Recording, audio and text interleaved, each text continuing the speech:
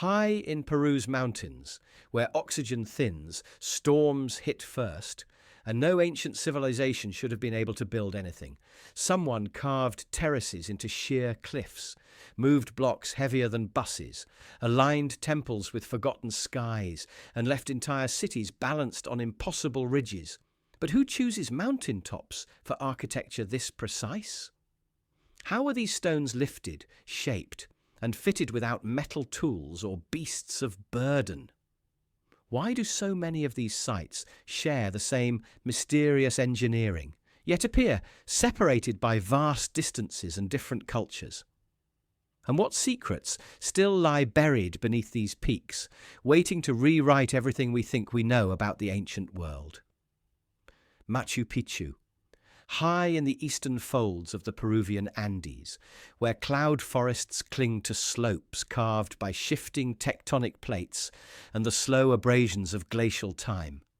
Machu Picchu rises from its narrow ridge with a quiet persistence that seems less like a monument than an extension of the mountains themselves. Its granite blocks drawing strength from the bedrock that once held them locked in veins, its terraces stepping down along contours shaped by countless seasons of rain, fog and sunlight, and its alignment with surrounding peaks hinting at an architectural sensibility deeply attuned to landscape rather than domination over it. And yet, as the site comes into view, the stillness begins to invite a more searching gaze,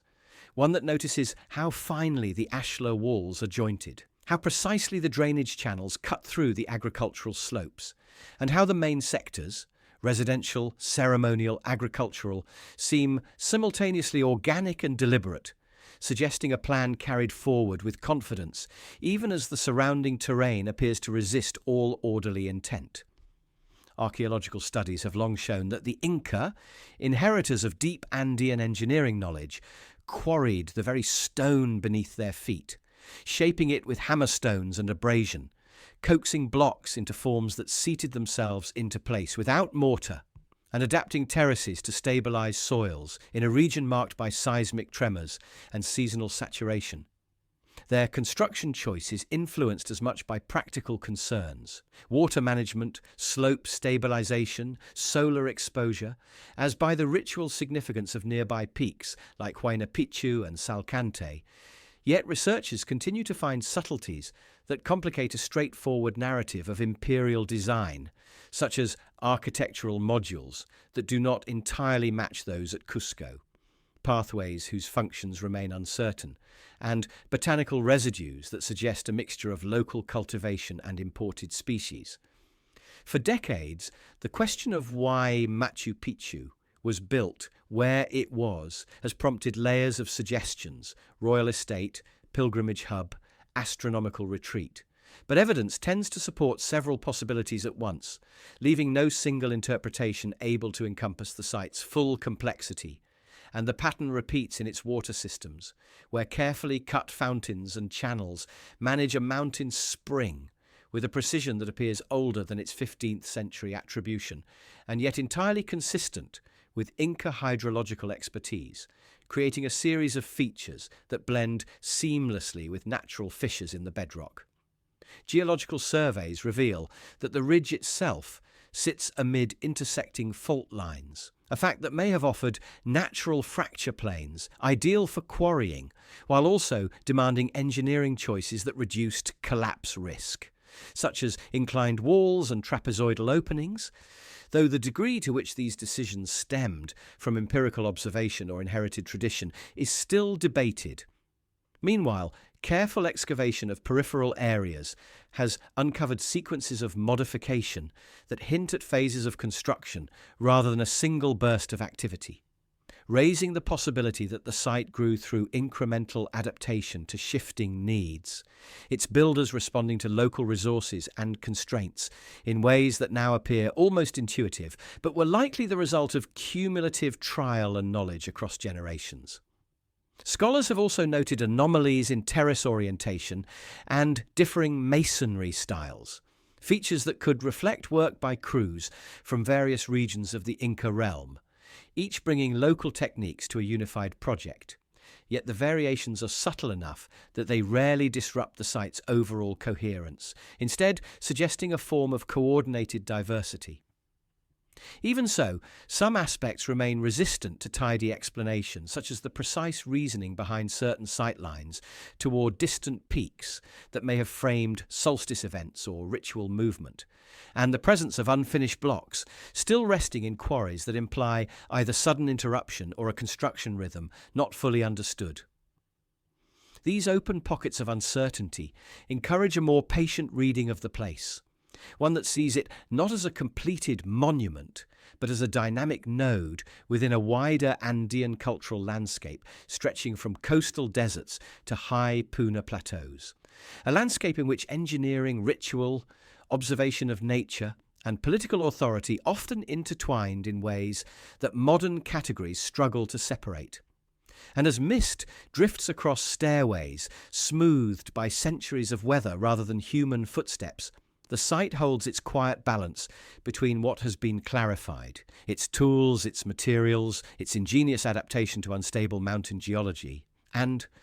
what persists beyond clear resolution,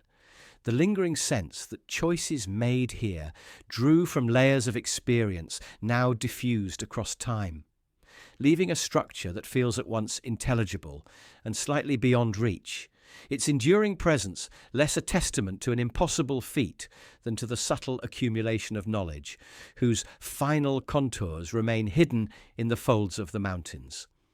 Sacsayhuaman.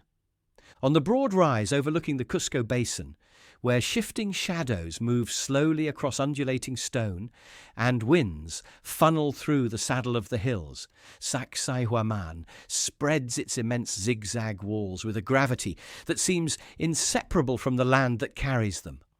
The limestone blocks rising in interlocking tiers that follow the natural crest, as though shaped by an understanding of topography older than imperial ambition, their surfaces bearing the marks of abrasion, pecking, and careful fitting,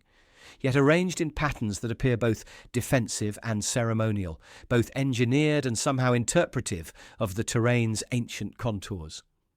From a distance, the great terraces seem to echo the slopes behind them, but as one approaches, the details sharpen into a quieter puzzle, with blocks weighing dozens of tons meeting along joints so tightly matched that they resist the infiltration of even thin roots, an achievement consistent with the stoneworking traditions of the late Inca period, yet amplified here to a scale that raises questions about how labour, logistics, and knowledge were coordinated in a landscape of steep gradients and seasonal weather constraints, prompting archaeologists to trace the quarry routes, the ramp systems, and the possible wooden levers and braided fibre cords that would have shaped the long sequence of extraction, transport, and final setting. Evidence suggests that the nearby quarries at Muina and Rumicolca supplied material cut from natural fracture planes, and tool marks on partially worked stones support the use of hammerstones and iterative shaping, while fragments of unfinished blocks hint at experiments in form and adjustment, the process unfolding through repeated testing rather than a single perfected metrological system, though the consistency of the polygonal masonry implies a strong underlying design tradition shared across the region. Yet the walls themselves, arranged in three great serrated lines, remain challenging to categorize. For while the site's elevated position and commanding view over the Chinchaysuyu and Antisuyu routes support an interpretation of military importance, excavations have also revealed broad plazas and ritual deposits that place communal gatherings, processions, and state ceremonies at the heart of its usage, complicating any simple classification and opening space for a more layered understanding of its role within the shifting political landscape of late pre-Hispanic Cusco.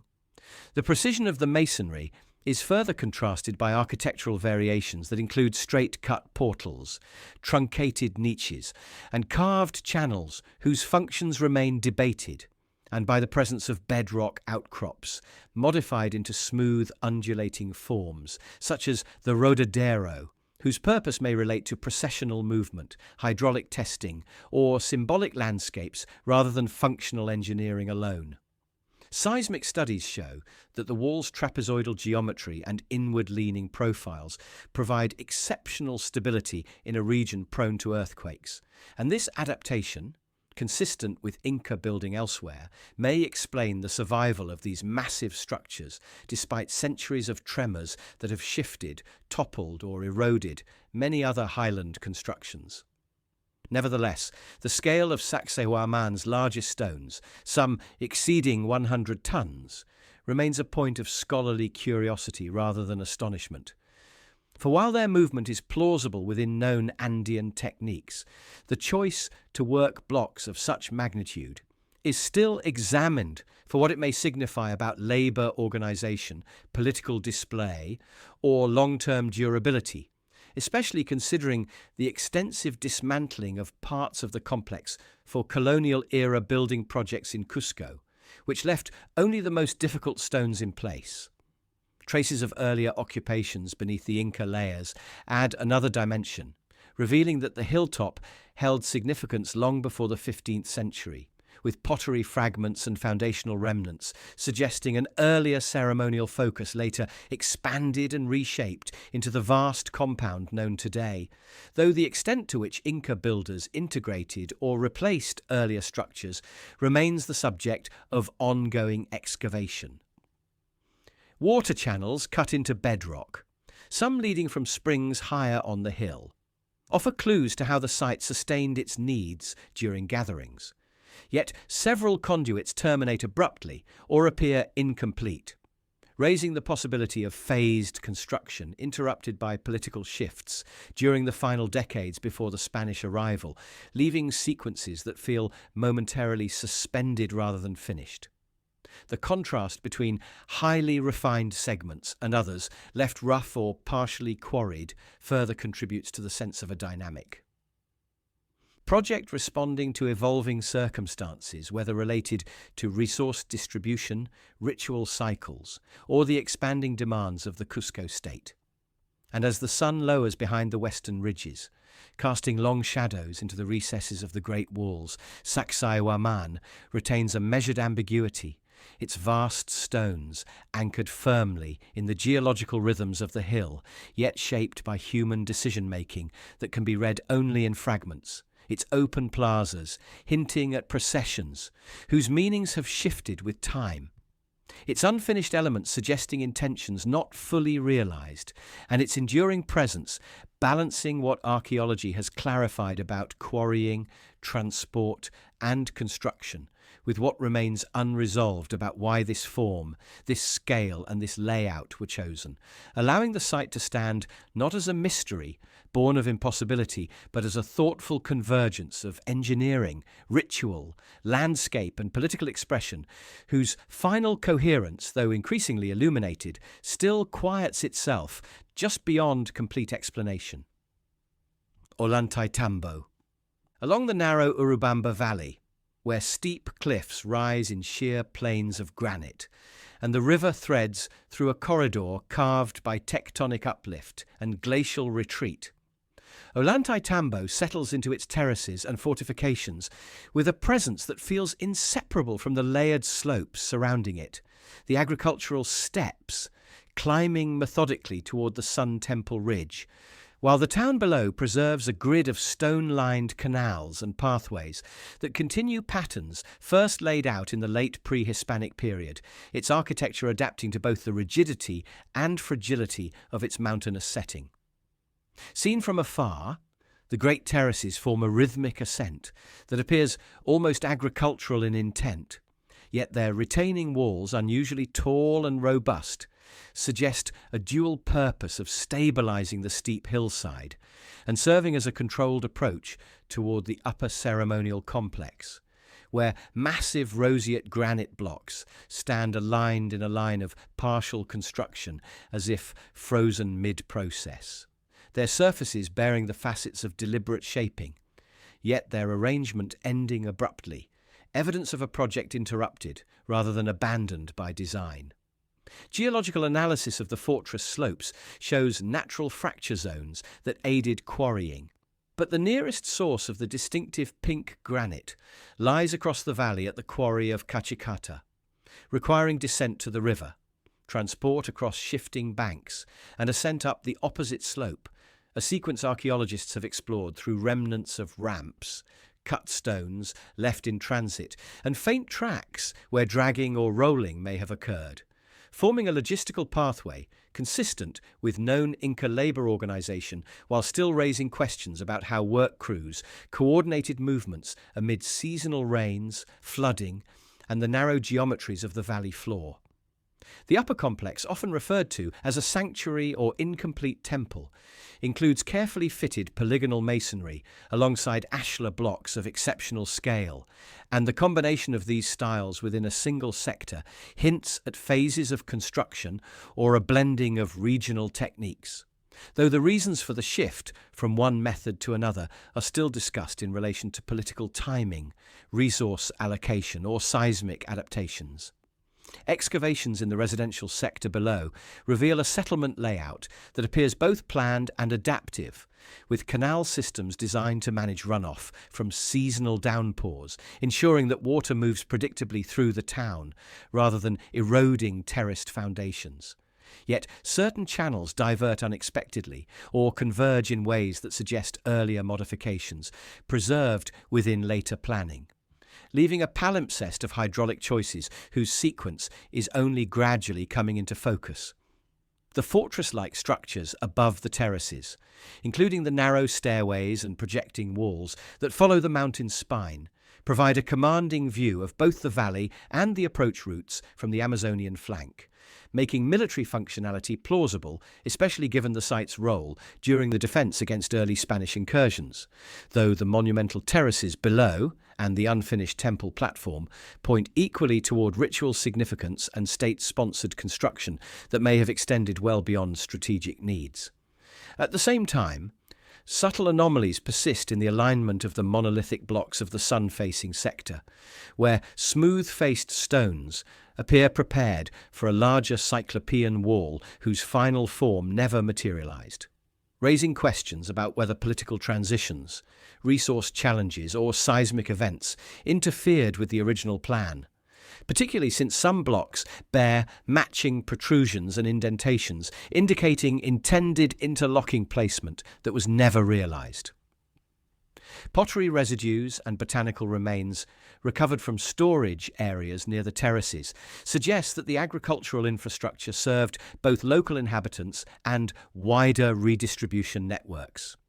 Yet the scale of these constructions exceeds what simple subsistence would require, implying a ceremonial or administrative prominence whose full extent remains partially concealed within the interrupted architectural record. Meanwhile, the carved fountains of the ceremonial sector, fed by channels descending from high springs, display hydraulic precision characteristic of Inca engineering. But some conduits swerve unexpectedly or terminate in ways that hint at alterations mid-construction, perhaps in response to changing ritual requirements or evolving hydrological insights during the building process. Throughout the surrounding cliffs, small platforms and storage houses known as kolkas cling to ledges that optimize exposure to drying. Winds, forming a dispersed network of granaries that integrates seamlessly with the valley's microclimates, though their distribution pattern contains slight irregularities that resist a singular explanation, possibly reflecting shifting administrative boundaries or adaptations to local ecological variability. And as dusk settles across the steep terrain, drawing long shadows over walls that hold both refined precision and unfinished intention, Ollantaytambo presents a portrait of a site embedded deeply within the Andean tradition of stonework and mountain adaptation. Its archaeological record offering ever clearer insight into quarrying methods, construction sequences, and settlement planning, while still leaving certain alignments, interruptions, and hybrid architectural expressions quietly unresolved. Reminding observers that even within a landscape shaped by formidable engineering knowledge, the decisions behind scale, placement, and form often emerge only in fragments, preserved not as a testament to impossibility, but as the natural remains of a sophisticated project whose full rationale continues to rest in the folds of the valley. Choqquequirao, high on a remote saddle between the Apurimac Canyon and the clouded spurs of the Vilcabamba Range, where steep ridges plunge toward river depths shaped by relentless erosion, and rising mists drift across forests alive with orchids and bromeliads. Choqquequirao emerges gradually from the gradient of slopes as a constellation of terraces, plazas, and stairways that seem to negotiate with the mountains rather than impose upon them. Its stepped platforms, wrapping around natural spurs in deliberate sequences that stabilize the land, even as they carve out spaces for ceremony, cultivation, and movement. Their stone-retaining walls echoing the grain of the underlying bedrock in ways that suggest a careful reading of geological conditions long before the site's visible construction began. From the first glimpses along the ascending trail, the settlement appears scattered, but once inside the upper plaza, the coherence of its layout comes into focus, with buildings aligned along cardinal tendencies softened by the terrain, canals threading through channels carved into the substrate, and long terrace slopes extending down the flanks like an architectural response to the canyon's immense verticality, each adapted to microclimates that shift over mere meters due to exposure, humidity, and wind. Archaeological surveys reveal that Choqquequirao's builders employed familiar Inca masonry techniques: finely cut stones in ceremonial sectors, field stone in agricultural ones. Yet the steepness of the terrain imposed variations that feel specific to this environment, such as unusually tall terrace walls reinforced with internal fills that balance against the mountain's natural inclination to shed soil during seasonal rains, and extended staircase systems that connect sectors not horizontally, as in many valley sites, but vertically across dramatic elevation changes, resulting in circulation routes that may have shaped ritual movement as much as practical access. The famed llama terraces on the southern slope, with white quartzite figures inlaid against darker stone, present an unusual visual motif whose meaning remains a subject of investigation, with interpretations ranging from symbolic representation of caravan networks to local lineage emblems, though no explanation fully accounts for why such iconography appears here with a scale and precision not yet matched at other Inca sites, raising questions about whether this sector held a special community significance now partially lost to time. Excavations around the main plaza have revealed subterranean drainage channels engineered to cope with intense cloud forest runoff, but some conduits change direction abruptly or diminish in size in ways that do not fully align with expectations for a uniformly planned hydraulic system, prompting the suggestion that the site underwent phases of expansion in which earlier waterworks were rerouted rather than replaced, leaving subtle mismatches that mark the intersection of older and newer construction cycles. Evidence of unfinished walls, abandoned stairways, and partially carved bedrock surfaces scattered throughout the complex hints at work, suspended rather than completed, possibly related to political shifts during the late Inca resistance in the Vilcabamba region. And while such interruptions align with historical timelines, they also complicate efforts to determine the site's intended final form, as some foundations suggest larger structures that never rose, while other buildings appear complete but disconnected from adjacent sectors, creating a landscape of coherent elements linked by transitions still under study. Botanical remains recovered from terrace soils indicate a mixture of highland and cloud forest cultivation, reflecting the site's position at an ecological crossroads. Yet the distribution of certain crops across terraces does not strictly follow solar exposure or water availability, hinting at agricultural schemes that may have incorporated ritual or administrative considerations not fully captured by environmental analysis alone. In the upper residential clusters, masonry varies from tightly fitted stones to more utilitarian construction, and this variation is often interpreted as evidence of social differentiation. Though a closer reading suggests that some contrasts may instead result from builders negotiating irregular bedrock or adapting pre-existing platforms whose origins remain uncertain, hinting at earlier occupation layers now largely obscured beneath Inca modifications. The presence of broad, open plazas, situated on surfaces levelled through immense earth-moving efforts, suggests that communal gatherings or ceremonial events played a significant role in site life. Yet the placement of these spaces at the intersection of steep descent routes may also reflect strategic considerations within the remote Vilcabamba corridor, where visibility, defensibility, and access to water all intersect in subtle ways. And throughout the surrounding slopes, traces of additional terraces extend into forested areas not yet fully cleared or documented, their scale suggesting a far larger agricultural hinterland than the exposed portions alone convey. Though the degree to which these outer sectors were integral to the main complex or operated semi-independently remains unresolved due to limited excavation. As clouds drift in and out of the amphitheatre formed by opposing ridges, revealing one terrace bank and then concealing another, Choqquequirao sustains a sense of layered intention shaped by both environmental constraints and cultural priorities, offering a growing body of evidence about engineering choices, construction sequences, and adaptive strategies, while still preserving pockets of uncertainty, unfinished alignments, symbolic terraces with no known counterparts, hydraulic deviations whose logic is only partially visible, allowing the site to remain grounded firmly in the realm of the possible, yet quietly edged with the ambiguity of a place built at the margins of empire. Its final aspirations hinted at, but not entirely spelled out in the stone that now overlooks the shifting light of the canyon. Cuilap Fortress. Deep within the cloud forests of northern Peru, where mist drifts between towering bromeliad-covered trees and the limestone spine of the Andes lifts into long forested ridges shaped by slow tectonic rise and centuries of rainfall carving gullies into their flanks. The fortress of Cuilap occupies a narrow summit, whose natural defensibility seems to have invited architectural ambition long before its massive walls first took shape.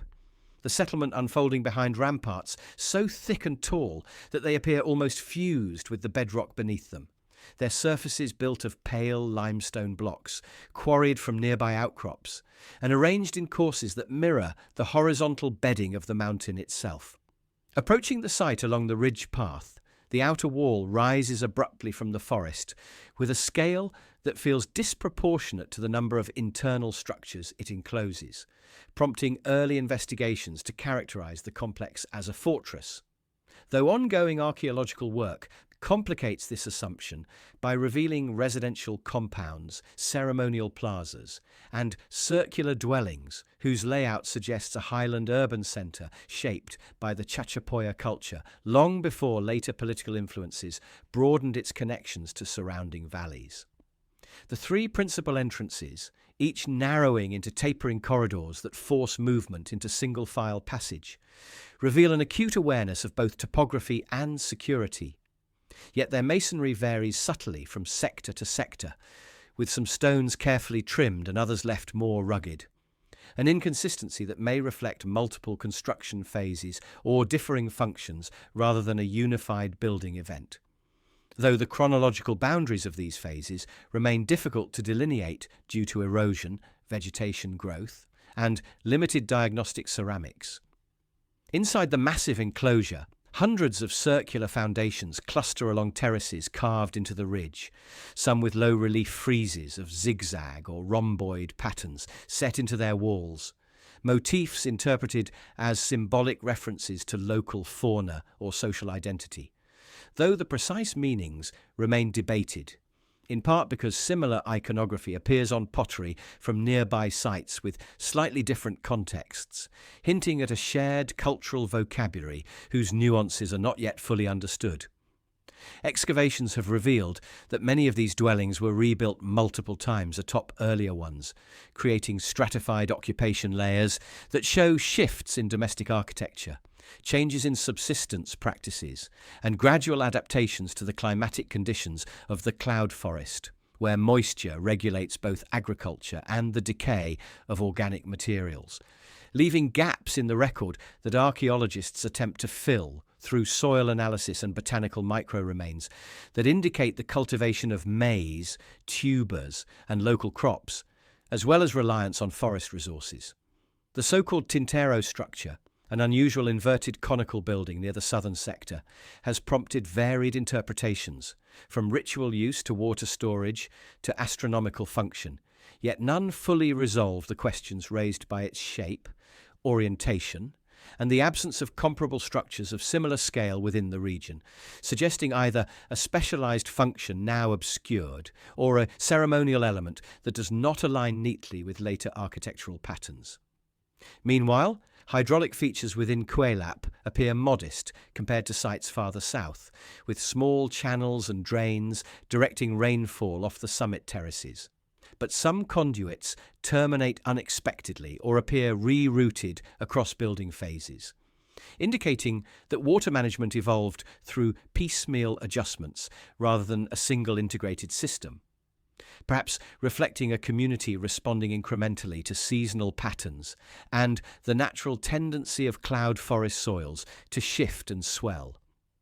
The immense perimeter wall itself, often cited as the site's defining feature, presents its own internal irregularities, with sections showing evidence of repair or reinforcement, and others built atop earlier retaining structures whose outlines survive as partially buried platforms, suggesting that the enclosure may have grown outward in stages, each responding to changing social needs or population density, though the triggers for these expansions remain uncertain due to limited chronological markers. Deeper excavation in certain sectors has revealed burials beneath household floors and within wall fills, a practice consistent with Chachapoya traditions of ancestor veneration. Yet the placement of some remains within construction debris layers, hints that certain individuals were interred during renovation phases rather than initial occupation, adding temporal complexity to the interpretation of ritual life within the settlement. Analyses of the surrounding slopes show traces of ancient paths and agricultural terraces extending far beyond the main enclosure, indicating that Cuelap was not an isolated summit fortification, but part of a broader cultural landscape, integrating ridgetop habitation with valley floor resources, though the extent to which these outlying features were contemporaneous with the core construction remains under study due to heavy forest cover.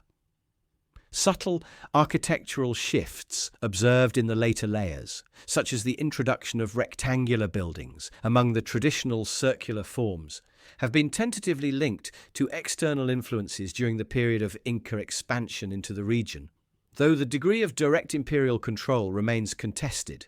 as the evidence points more toward selective integration of certain administrative or ceremonial practices rather than wholesale restructuring of the site.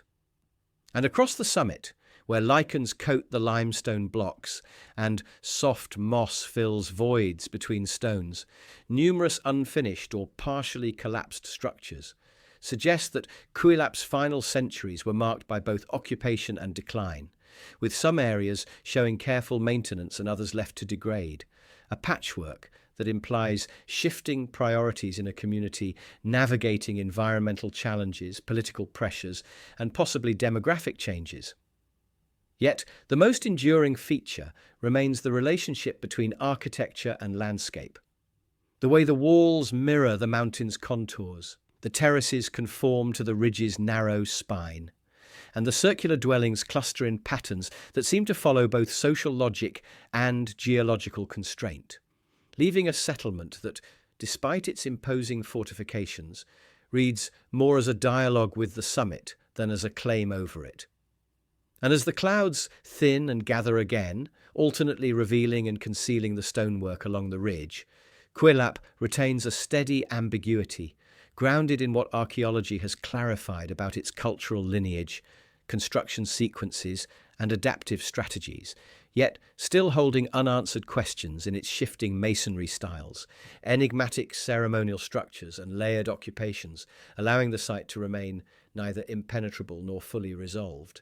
A highland stronghold shaped by practical ingenuity and cultural continuity, whose deeper intentions continue to lie just beyond the immediate reach of the forested air.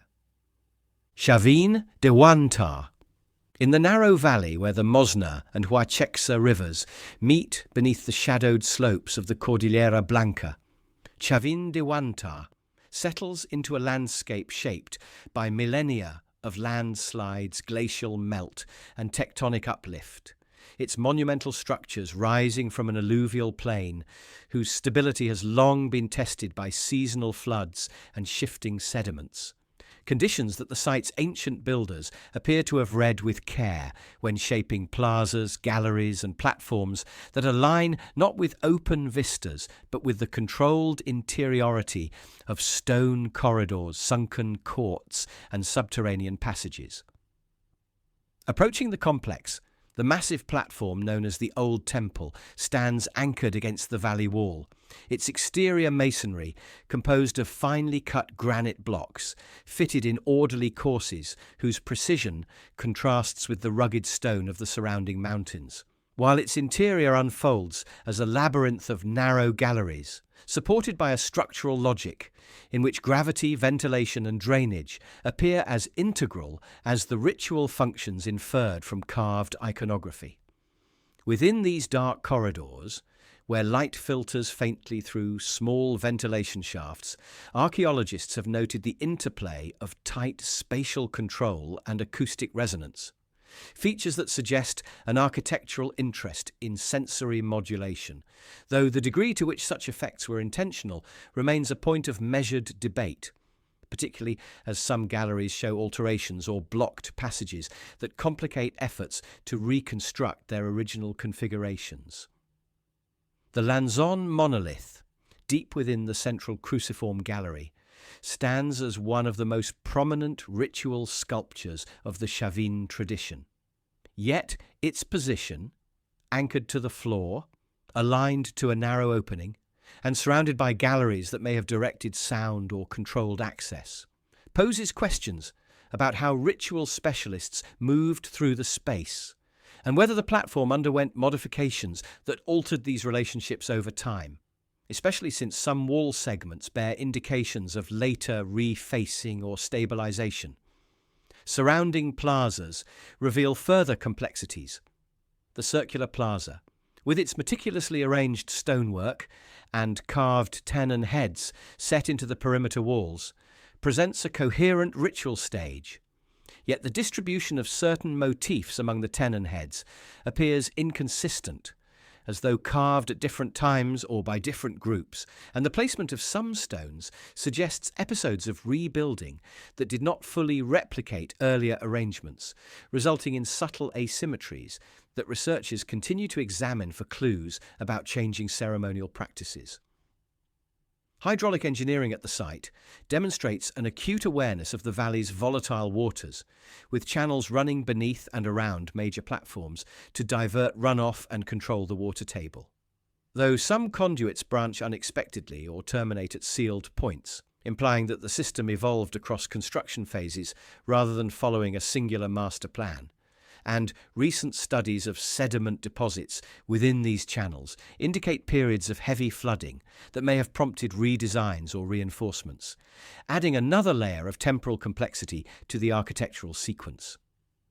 The new temple, built adjacent to the earlier structure, carries forward many of the same principles: stone galleries, raised platforms, carved facades, yet integrates new stylistic elements, such as the black and white portal, whose dual-toned granite columns and lintel stones display iconography that blends feline, avian, and serpent traits in ways that suggest both continuity and transformation within the Chavin visual tradition, though the precise meanings of these hybrid forms remain open to interpretation, partly because they appear in varying degrees across different parts of the complex, indicating symbolic evolution rather than fixed doctrine. Excavations have uncovered domestic areas beyond the monumental core, revealing that Chavin de Huántar functioned not only as a ceremonial centre but also as a lived-in settlement with craft production zones, storage spaces, and evidence of diverse regional influences in pottery styles, though determining the extent of permanent residency versus pilgrimage remains challenging due to the mixed nature of deposits and the likelihood that certain sectors supported periodic gatherings involving visitors from distant valleys. Geological studies of the valley indicate that landslides have repeatedly altered the surrounding slopes, and some architectural features, especially retaining walls on the platform edges, appear reinforced or rebuilt in ways that suggest responses to ground movement, a reminder that the site's longevity depended on ongoing maintenance rather than static construction, and that traces of these adjustments remain embedded in the irregularities of stone alignments and foundation layers. Though Chavin's carved iconography, spiraling eyes, fanged deities, and interwoven anthropomorphic animal motifs has long captured scholarly attention, the variability in style and placement across the complex challenges efforts to interpret them as part of a singular unified religious system, instead hinting at shifting artistic conventions or ritual emphases that may have changed over generations, leaving a symbolic record both rich and incomplete. And as the light shifts across the valley floor, illuminating the geometric precision of the plazas and fading into the recesses of the galleries, Chavin de Huántar retains its quiet equilibrium between the knowable and the elusive, grounded in archaeological evidence of phased construction, hydrological adaptation and regional interaction, yet still marked by unanswered questions about the sequence of ritual use, the shifting meanings encoded in its carvings, and the full extent of the architectural transformations that occurred within its long occupation, allowing the site to remain firmly within the realm of human ingenuity, while preserving the lingering sense of a cultural centre whose layered intentions have only partially emerged from the depths of its stone corridors and shadowed courts. Morée. Across the Maras Plateau of the Sacred Valley, where the highland air carries a thin clarity and the ochre soils drift toward pale patches of limestone exposed by centuries of erosion, Morée settles into a series of concentric depressions, shaped not by tectonic collapse, but by deliberate human intervention, its circular terraces descending in nested rings that conform to the contours of natural sinkholes and sloping basins, creating microclimates whose temperature shifts across just a few meters reflect a nuanced understanding of highland ecology. From the rim, the terraced amphitheatres appear almost geometric in their symmetry, but upon crossing the narrow paths that wind downward, the subtle variations in terrace height, wall thickness, and stairway alignment come into focus, revealing choices informed as much by careful observation of water retention and solar exposure as by the aesthetic coherence implied at first glance. Excavations have shown that beneath these terraces lie layered fills of gravel, sand, and compacted earth designed to foster drainage and stabilize soils prone to saturation during seasonal rains. And while these fills are consistent with Inca agricultural engineering, slight differences in their composition from one depression to the next suggest that the construction did not follow a single template, but instead responded to the specific demands of each basin's underlying geology, indicating an ongoing process of adaptation rather than a uniform project completed in one phase.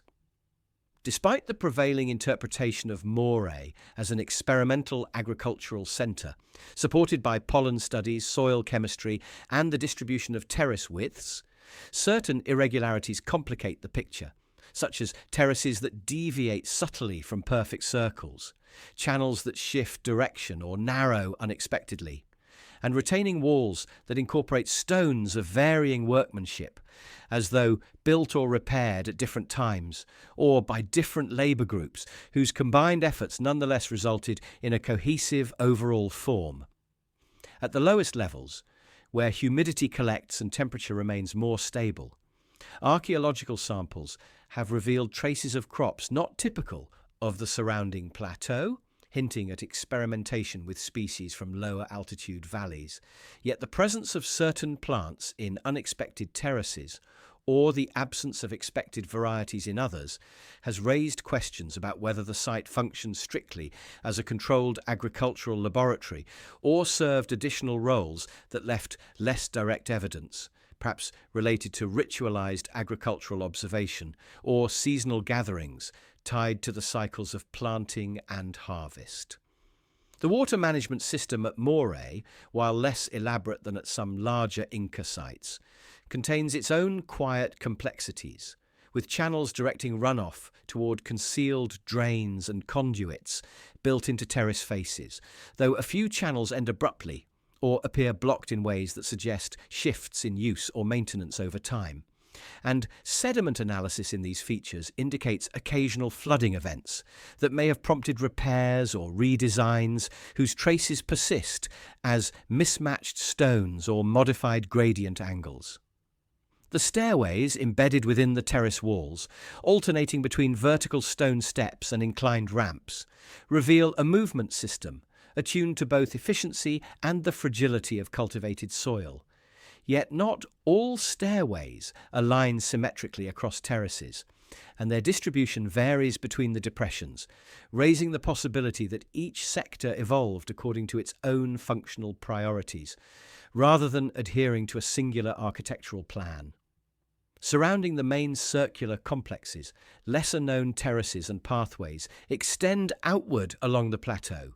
their orientations not always matching the cardinal tendencies observed within the principal depressions, suggesting either earlier or later phases of land modification whose purposes are still under study, particularly since some peripheral terraces show signs of abandonment or erosion inconsistent with the well-maintained central rings. Pottery fragments recovered from the site include both utilitarian wares and finer ceramics, though their distribution does not clearly indicate long-term habitation, leaving ambiguous the degree to which Moray served as a residential centre versus a specialised installation visited periodically by agricultural specialists or ritual groups.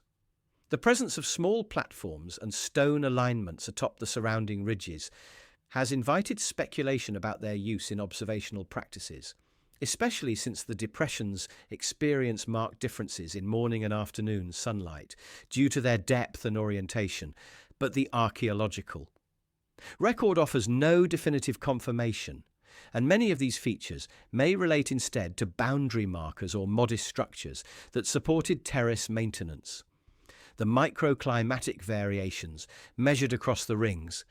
differences of several degrees Celsius between upper and lower levels, support the interpretation of environmental manipulation, yet it remains unclear whether these variations were intentionally maximised or simply observed and utilised after the terraces were established, a distinction that continues to shape discussions about the site's primary purpose. And as wind moves across the plateau, carrying with it the smells of sun-warmed earth and distant irrigation channels, Moray maintains a balance between functional clarity and interpretive openness, its circular terraces demonstrating deep agricultural knowledge and technical skill, while still holding questions about construction sequence, auxiliary uses, and the full extent of experimentation that took place within its basin walls, leaving the site grounded in known Inca engineering, yet edged with the subtle mystery of a landscape shaped by practices whose nuances continue to emerge slowly through soil analysis,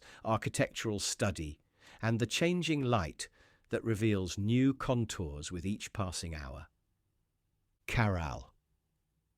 Where the winds of the Super Valley sweep across an arid expanse shaped by shifting river courses, alluvial fans, and the long retreat of coastal fog,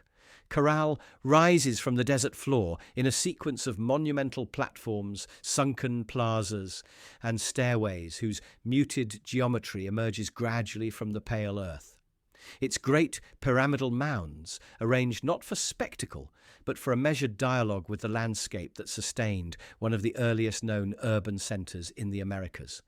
A settlement whose antiquity, reaching back nearly 5,000 years, anchors it firmly within the deep prehistory of the Andean world, long before later highland civilizations transformed the region with stone cutting and imperial planning. From a distance, the site appears subdued, the pyramids softened by erosion and the desert's quiet drift. Yet, as one approaches, the careful proportions of the platform mounds become apparent, with staircases rising to elevated summit rooms, constructed of stone-faced retaining walls filled with rubble and anchored by reed and timber elements that speak to a building tradition rooted in the materials and constraints of a dry coastal environment prone to seismic activity. Conditions that the ancient Caral architects addressed with flexible engineering choices intended to absorb ground movement rather than resist it rigidly. The sunken circular plazas, situated before several major platforms, reveal an architectural vocabulary that emphasizes gathering spaces recessed into the earth. Their stone parapets and entry ramps, oriented in ways that appear to relate to both the surrounding complexes and the shifting winds that move through the valley. Though the exact sequencing of construction across the site remains the subject of ongoing excavation, with some plazas showing signs of earlier configurations later reshaped to fit evolving ceremonial arrangements. Despite the absence of overt defensive features, the city's layout follows an orderly logic, dividing higher status structures from more modest residential zones. Yet the boundaries between them are not sharply drawn, and the distribution of domestic debris, charcoal, food, remains, tools, indicates a long-term, stable community whose social organisation is still inferred only cautiously from architectural clustering, since many smaller structures have degraded or been obscured by subsequent dune movement. The material culture uncovered at Caral includes quipu fragments, musical instruments fashioned from bird and marine bones, and finely woven textiles whose patterns, though fragmentary, hint at symbolic systems not yet fully deciphered, while the near absence of ceramics suggests a reliance on gourds, baskets, and other perishable containers, leaving gaps in the archaeological record that complicate reconstructions of household practices and trade relationships. Botanical studies of hearths and refuse deposits reveal an economy based on cotton, squash, beans, and domesticated plants irrigated through canal systems that once drew water from the shifting Super River. Canals whose faint traces run across the valley in curves and angles that reveal repeated redirection as the river changed course over centuries, requiring ongoing adaptation and maintenance. Though some channels appear to have been abandoned abruptly, their sediment layers indicating floods or hydrological shifts that may have prompted community-wide reorganization. The monumental mounds themselves offer clues to construction sequences through their layered fills, where alternating courses of stone, shikra bags filled with rocks, and compacted soil indicate periodic rebuilding episodes, possibly linked to ritual renewal cycles or responses to seismic events. Yet the precise chronology of these layers remains under refinement as radiocarbon dates accumulate and stratigraphic relationships become clearer, revealing a more complex and overlapping building history than earlier linear models suggested. Traces of fire found in certain summit rooms have been interpreted as burned offerings rather than destruction layers, though the absence of associated ash lenses in some contexts raises the possibility that the fires were small, controlled, and perhaps symbolic, leaving only faint signatures that resist easy categorization. Architectural alignments at the site have drawn attention for their apparent orientation toward key points in the surrounding landscape, including distant hills and the river corridor. Yet the variability between structures, some aligned closely to cardinal directions, others skewed by underlying topography, suggests that multiple factors shaped these orientations, from practical building constraints to visual relationships with natural features, none of which produce a single cohesive pattern that explains the settlement's overall plan. Evidence for long-distance interaction emerges from materials such as spondylus shell, brought from coastal waters far to the north, and basalt tools sourced from more distant highland areas. Though the frequency of such items remains limited and unevenly distributed across the site, raising questions about whether these materials arrived through direct exchange networks, down-the-line trade, or occasional contacts whose social contexts are not yet fully understood. The absence of clear burial contexts within the monumental core adds another layer of ambiguity, as it remains unclear where most inhabitants were interred, with only scattered and incomplete remains found thus far, leaving open questions about mortuary practices and whether separate, as yet unidentified cemeteries existed beyond the surveyed area. Wind patterns across the valley, shaped by diurnal temperature cycles between coast and mountains, likely influenced both settlement placement and architectural choices, and some researchers have noted that certain elevated rooms face into prevailing breezes in ways that may have facilitated ventilation, though the consistency of this pattern across multiple structures is still unclear due to uneven preservation. And as late afternoon sunlight stretches across the super valley, drawing long shadows that emphasize the stepped geometry of the platform mounds and the quiet depth of the sunken ceremonial courts, Corral holds an equilibrium between what has become clearer through decades of study, its early antiquity, its adaptive engineering, its irrigated economy, and what remains open to interpretation, from the symbolic logic of its architecture to the rhythms of ritual and daily life that animated its plazas, leaving the site firmly rooted in the realm of human achievement, yet accompanied by the lingering uncertainty common to ancient settlements, where the durability of stone and earth far exceeds the preservation of the more intimate traces of those who built and sustained it across centuries. Pachacamac. Along the desert edge of the Lurin Valley, where cool Pacific winds move inland across shifting dunes and a sparse ribbon of river-fed vegetation marks one of the coast's few reliable water sources,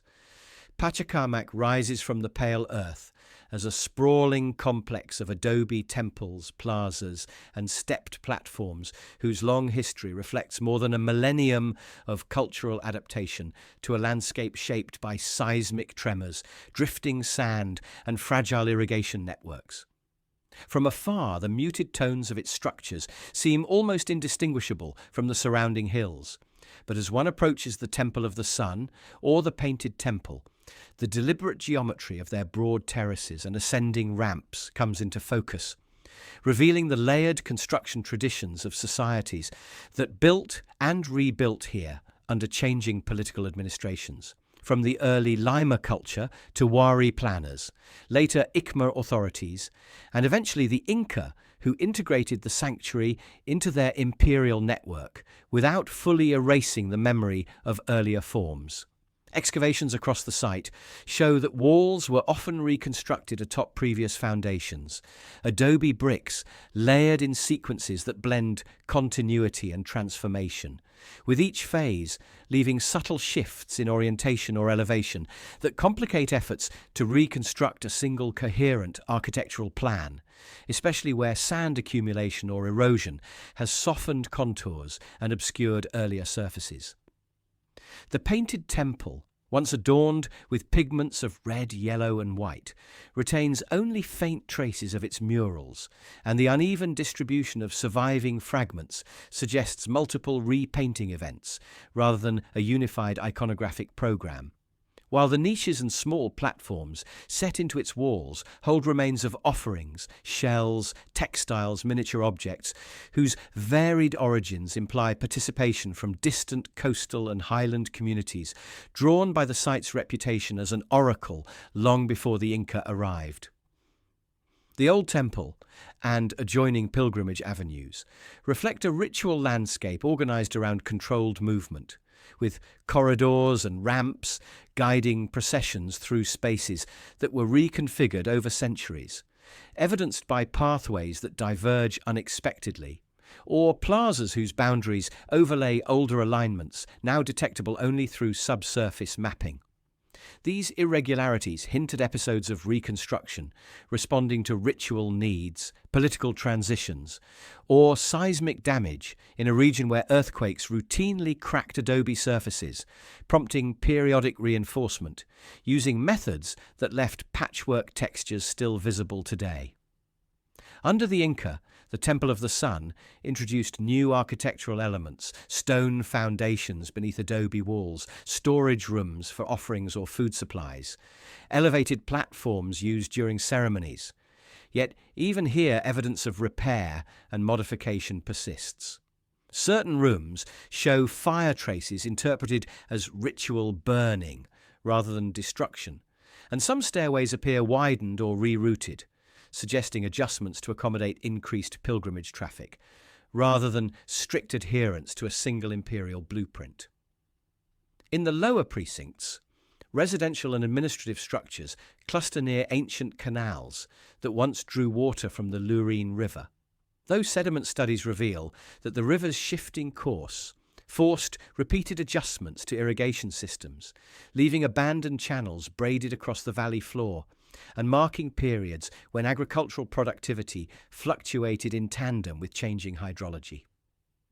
These shifts likely influenced the sanctuary's maintenance cycles, as adobe architecture required continual replastering and stabilization to resist wind erosion and seasonal humidity brought by coastal fog. Burial contexts at the site add further complexity. The cemetery near the Temple of the Sun contains mummy bundles of varied status and style, indicating that the sanctuary's influence extended beyond elite circles, yet the mixture of burial practices,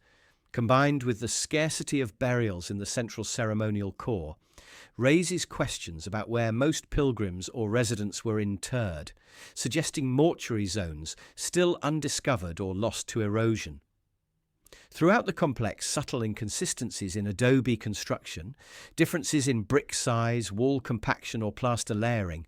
reflect the work of different labour groups or successive building episodes responding to evolving demands, while small workshops uncovered near residential sectors point to textile production and craft activities that coexisted alongside ritual life, blurring distinctions between devotional and administrative functions. And as the Garua fog settles and lifts across the dunes, revealing one platform edge and then concealing another, Pachacamac maintains a balance between the aspects illuminated by excavation, its long occupational sequence, its adaptive building strategies, its role as a major coastal oracle, and the elements that remain uncertain. The full logic of its changing pathways, the meanings of its fading murals, and the complex interplay of traditions layered within its adobe walls, leaving the site firmly grounded in human ingenuity, yet still edged with the quiet ambiguities of a sanctuary shaped, reinterpreted, and repaired across centuries at the boundary between desert and sea. Tiahuanaco. Across the windswept expanse of the Altiplano, where the horizon stretches, with an almost architectural flatness and distant volcanic peaks rise like slow-moving guardians of a basin shaped by ancient lake cycles. Tiahuanaco continues its stillness within a landscape that has shifted repeatedly since the height of the culture that built it, the ground bearing traces of fluctuating shorelines, frost-heaved soils, and sediment layers that complicate efforts to understand how the city once interacted with a lake whose waters may have sat closer to its ceremonial core than they do today. Approaching from the open plain, the edges of the Acapana platform emerge from the earth not as a single blocky mass, but as a composition of stepped terraces, whose stone-faced walls reveal carefully placed drainage channels running through their interior, the the system designed to guide runoff through conduits that align with the pyramid's geometric logic, though certain channels narrow unexpectedly or turn at angles that hint at modifications undertaken over centuries, as though the builders periodically reassessed how best to manage water on a platform that balanced both ritual presence and environmental necessity. The Kalasasaya enclosure rises nearby, its monolithic pillars standing at irregular intervals that reflect both intentional spacing and later restoration. While differences in stone type and weathering patterns suggest that the perimeter accumulated elements over time. Some pillars cut from fine-grained andesite, brought from distant quarries, and others from more local sandstone, creating a patchwork of materials that resists a singular interpretation of its original form. Within this space, the Gateway of the Sun, carved from a single andesite block, holds its iconic central figure surrounded by radiating attendants, but its present position may not represent its earliest placement, as architectural fittings and fragments elsewhere at the site hint at a more extensive arrangement of carved portals, or reliefs now only partially preserved, leaving open the question of how the monument once functioned within ceremonial processions or visual alignments. The nearby semi-subterranean temple extends downward rather than upward, its recessed plaza lined with stone heads set into the walls, each distinct in style and craftsmanship, suggesting a cultural openness or symbolic integration of diverse identities, though the irregular sequence of these heads and differences in their workmanship indicate that they were installed gradually rather than according to a single decorative plan, complicating attempts to read their collective meaning within Tiahuanaco's ritual framework. Beyond these central monuments lies Pumapunku, where precisely cut andesite blocks, some featuring recessed joints, interlocking notches, and right-angled channels, suggest a high degree of planning and specialized labor, yet the complex appears incomplete, with scattered blocks and partially laid foundations pointing to an interrupted construction episode whose cause remains uncertain, whether tied to political transitions, resource limitations, or shifting priorities within a society whose architectural ambitions appear to have outpaced the project's completion. Geological studies indicate that many of the Pumapunku stones originated on the Copacabana Peninsula across Lake Titicaca, requiring transportation over considerable distance, and while potential routes have been proposed, the changing lake levels and sediment accumulation obscure definitive pathways, leaving only traces of quarrying and half-shaped blocks to hint at the logistical networks that once linked shores and plains. Residential sectors surrounding the ceremonial core contain compounds arranged around open courtyards, with evidence of food preparation, craft production, and ritual activity interwoven in ways that challenge modern distinctions between domestic and sacred space.